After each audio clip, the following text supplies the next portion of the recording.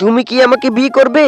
আমি আপনাদের মধ্যে যে কোনো একজনকে বিয়ে করব, যদি আমার শর্তে আপনারা রাজি থাকেন। কি শর্ত তোমার বলো?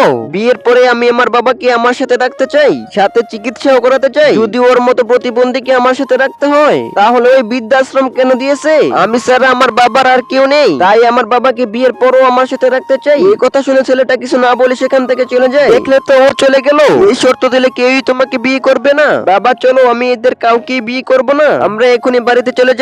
এই বলে তারা চলে যাচ্ছিল, তখন লোকটা তাদের সামনে এসে দাঁড়ায়। এই সময় চলে যাওয়ার জন্য আমি দুঃখিত, আপনার বাবার সকল চিকিৎসার খরচ আমি দিব। আর এই গাড়িটা আপনাদের চলাফেরার জন্য দিলাম। এখন আপনি যদি আমাকে বিয়ে করতে চান, তাহলে আমি এখনই আপনাকে বিয়ে করব, আর কোনো সময় আপনাদের কষ্ট পেতে দিব না। এই কথা শোনার সাথে সাথে হুইল চেয়ারে বসে থাকা লোকটা দাঁড়িয়ে গিয়ে বলে, আমি ওর সাথে আমার মেয়ের বিয়ে দিব। বাবা চলো শুভ কাজটা সেরে ফেলি।